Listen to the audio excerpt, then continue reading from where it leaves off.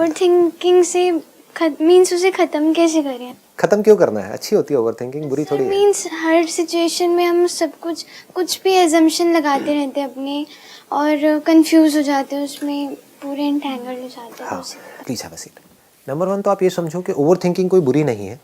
जितने भी साइंटिस्ट हुए हैं पास्ट में, वो आपसे ज़्यादा सोचते थे, आपसे कम सोचते थे? ज़्यादा ही सोचते थे। मैं आपको क्या लगता हूँ, मैं यहाँ बैठा हूँ, मैं आपसे ज़्यादा सोचता हूँ, कम सोचता हूँ? ज़्यादा ही सोचता हूँ, कम तो नहीं सोचता। आप कोई भी टॉपिक दे दो, देखो मेरे पास तो तैयार बैठा रहता हूँ मैं तो।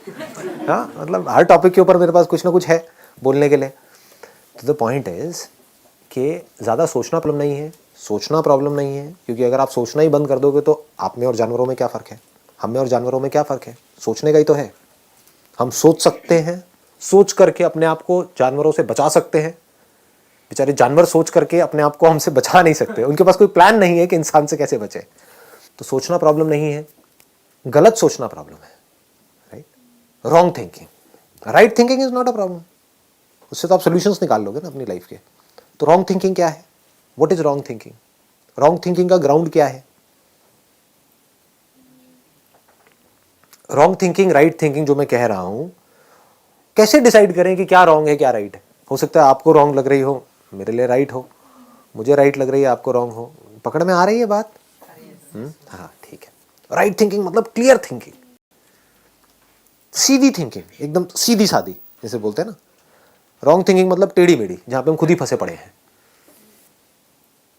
तो राइट थिंकिंग मतलब क्या, रॉन्ग थिंकिंग मतलब क्या? बताओ जी। सर, जो बिलीफ्स पे बेस्ड है वो रॉन्ग थिंकिंग है, और जो रियलिटी पे बिल्कुल बेस्ड सही, है। बिल्कुल सही। Let's give a big hand for him. क्या हुटिंग करी पाई आपने? आवाज आई मेरे को थोड़ी हल्की फुल्की सी। तो भंगड़ा भी पा दो अब तो यार, आओ ना भाजी। हाँ, ये बात क्लियर हुई? ये बोली है, जो भी आपके बिलीव्स के ऊपर बेस्ड है वो रॉन्ग थिंकिंग है, और जो रियलिटी के ऊपर बेस्ड है वो राइट थिंकिंग है। बिलीव्स हमारे किसके ऊपर बेस्ड है? इल्यूजन के ऊपर बेस्ड है। और जो रियलिटी है वहां पर किसी बिलीफ की जरूरत नहीं है। Do you have to believe कि मैं यहां पर हूं या नहीं हूं अभी? क्यों बिलीव? बिलीव करो, विश्वास करो कि मैं यहां पर हूं। मेरी बात का विश्वास क्यों नहीं कर रहे हैं आप लोग? किसी को भी डाउट है कि मैं यहां पर हूं या नहीं हूं? तो रियलिटी में बिलीफ की कोई जगह नहीं है। बिलीफ कहां पर चाहिए? जो रियलिटी में कहीं नहीं है आपके आसपास में। बस आपको कुछ भी बोल दिया गया है और आपने मान लिया है और उसके बेस पर कुछ भी सोच रहे हो। कभी अपने अंदर झांक करके देखो, जो भी आप सोचते हो वो बिलीफ्स के बेस पर सोचते हो या रियलिटी के बेस पर सोचते हो? 99% जो भी कुछ सोच रहे हो सब बिलीफ्स के बेस पर। भगवान है या नहीं है? नहीं है सर। एक मिनट, कितने कहते हैं नहीं है? ये बिलीफ है या रियलिटी है? रियलिटी है। अच्छा, रियलिटी है। वाह जी वाह, मतलब आपने तो सीधा ही स्टेटमेंट दे दी कि भगवान नहीं है। अच्छा, मैं कहता हूं है। करो चैलेंज, कैसे करोगे? और जो कह रहे हैं है, वो बिलीफ है रियलिटी है? बिलीफ है। क्यों? क्योंकि मैं कह रहा हूं कि नहीं है। करो प्रूफ। है आपके पास कोई फोटो वोटो है? दिखाओ, प्रूफ करो। कैसे प्रूफ करोगे? तो रियलिटी के बेस पर अगर हम सोचें तो हमारा माइंड क्लियर हो जाता है, चीजों को हम देख सकते हैं, समझ सकते हैं, कंफ्यूजन्स नहीं होते ऐसे माइंड में। ऐसे माइंड में अंदर कॉन्फ्लिक्ट्स नहीं होते हैं। बिलीव्स के बेस पर कॉन्फ्लिक्ट्स होते हैं, क्योंकि बिलीव आप कैसे करते हो? आप एक किताब के बेस पर बिलीव कर रहे हो, या आपके पेरेंट्स ने कुछ आपको कहा उसके बेस पर आप बिलीव कर रहे हो। दूसरा कोई बंदा आ जाएगा जिसने किसी और रिलीजन की किसी और किताब में कुछ पढ़ा है, तो वहां पर लड़ाई झगड़ा हो जाएगा, कॉन्फ्लिक्ट हो जाएगा। तो जब बाहर कॉन्फ्लिक्ट होगा तो अंदर भी कॉन्फ्लिक्ट होगा। कॉन्फ्लिक्ट वाले माइंड को ही प्रॉब्लमैटिक माइंड बोलते हैं। जिस माइंड में कोई कॉन्फ्लिक्ट ही ना हो, कॉन्फ्लिक्ट की गुंजाइश ही ना हो, उसको क्लियर माइंड बोलते हैं। तो क्लियर माइंड कैसे होता है? जो भी बोलना है, जो भी सोचना है, रियलिटी के बेस पर। तो रियलिटी क्या है? भगवान है या नहीं है? क्या बोलना है? रियलिटी क्या है? पता नहीं।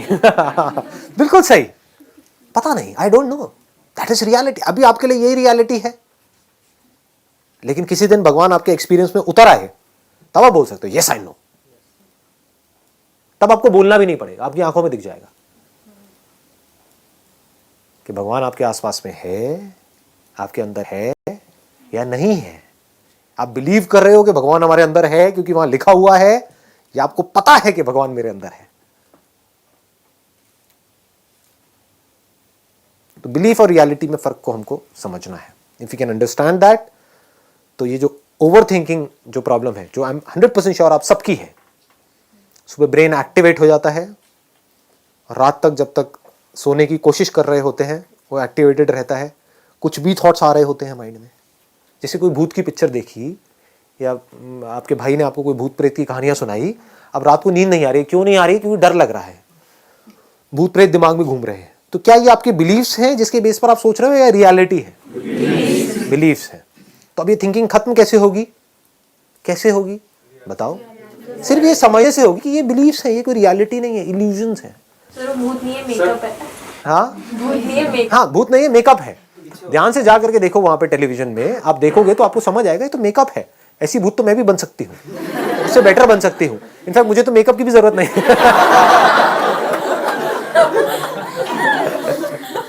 ये आपको जवाब मिल गया है, क्लियर जवाब मिल गया है। अगर किसी पर्सन के लिए अगर हम कि हाँ वो ऐसे हैं वो वैसे हैं, तो दिमाग में उनकी नेगेटिव और पॉजिटिव दोनों बहुत आता रहता है। तो उसको कैसे करें कि वो सच में ऐसे हैं या वो ऐसे दिखा रहे हैं?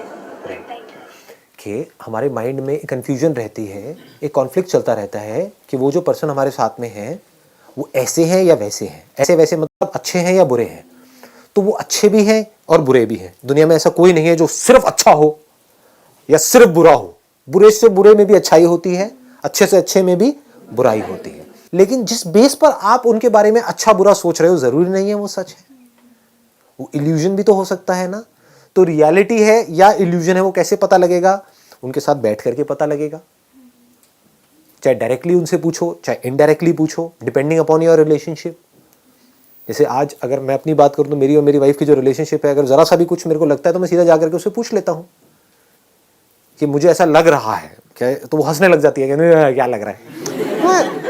मुझे थोड़ी एक्चुअल में पता है कि वो अपने माइंड में क्या सोच रही है। तो मैं क्या करता हूं, जा करके उससे पूछ लेता हूं, तो पता लग जाता है कि वो मेरा बिलीफ था या रियलिटी थी। तो माइंड में कभी भी चीजों को पड़े मत रहने दो। ये जो चीजें पड़ी रहती है ना, ये सड़ने लग जाती हैं टाइम के साथ साथ। किसी के लिए आपके दिल में कुछ बुरा है, कोई नफरत है, ये है वो, निकाल दो ना, उसको खत्म करो।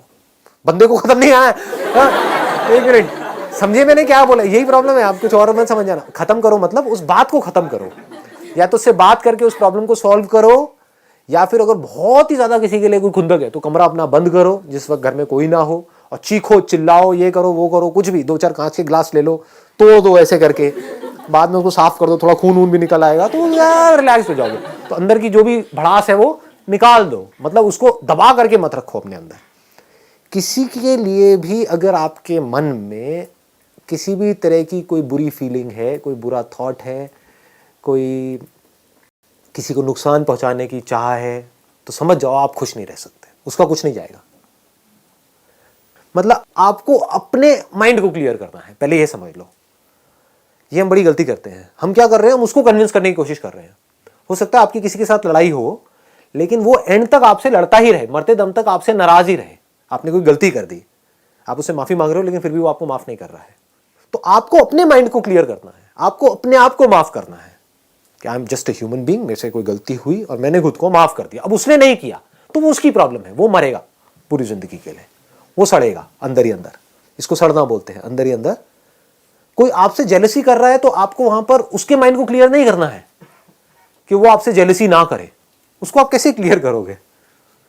आपको अपने माइंड को क्लियर करना है कि मेरे अंदर जेलसी पैदा ना हो। कोई अगर अपने आप को आपसे कंपेयर कर रहा है तो कोई बात नहीं, करने दो, उसकी अपनी प्रॉब्लम है। आपको खुद को किसी से अपने आप को कंपेयर नहीं करना है। जहां आप कंपेयर करते हो वहीं आप फंस जाते हो। या तो आपकी ईगो बढ़ेगी, या अपने आप को नीचे गिराया तो आपकी सेल्फ एस्टीम की धज्जियां उड़ जाएंगी। तो ना अपने आप को किसी से कम समझना है, ना ज्यादा समझना है। ये बात पकड़ में आ गई है ना? ये कुछ बेसिक्स है लाइफ के। अगर ये हम समझ पाए ना और इस तरह से चल पाए, मतलब अल्टीमेट गोल क्या है यहां से, इफ यू रियली वांट, एक है आपने सिर्फ पूछने के लिए पूछा है कि मैं अपनी ओवर थिंकिंग को कंट्रोल कैसे करूं, क्योंकि ये कोई छोटा सवाल नहीं है। If you really mean it, क्योंकि इससे बड़ी कोई चीज है नहीं लाइफ में। इसकी वैल्यू क्या है? आपके जो अंदर की दुनिया है वो बिल्कुल क्लियर हो जाए। इसी को तो खुशी कहते हैं। और खुशी क्या है?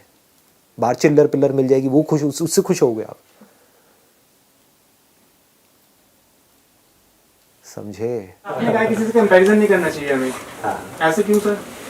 करो कंपैरिजन करो और फिर देखो अंदर क्या होता है, तो धीरे धीरे समझ आएगा। नहीं, I am not joking, seriously समझो। आप कह रहे हो कंपैरिजन करना चाहिए नहीं करना चाहिए, तो मैं कह रहा हूँ I may be wrong, I may be right.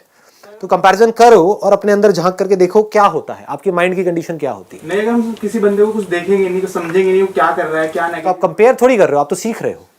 Is learning comparison? आप अपने आप को मेरे से कंपेयर कर रहे हो या मेरे से कुछ सीख रहे हो? हाँ, अगर कंपेयर करोगे तो अपनी धज्जियां उड़ा लो। समझ गए? हाँ, कि ये बंदा कहाँ है, मैं कहाँ हूँ, ये वो व्हाटएवर। सीख रहे हो तो चाहे इससे सीखो चाहे गली में किसी भिखारी से सीखो, उसमें कंपैरिजन की क्या जरूरत है? सर हम नहीं करते सर, पेरेंट्स करते। करने दो।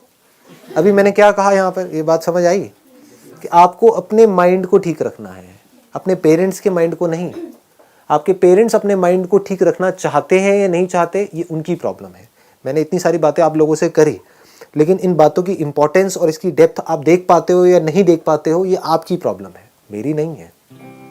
मेरा जो काम था मैंने सिंसियरली कर दिया है, आगे आपका काम है।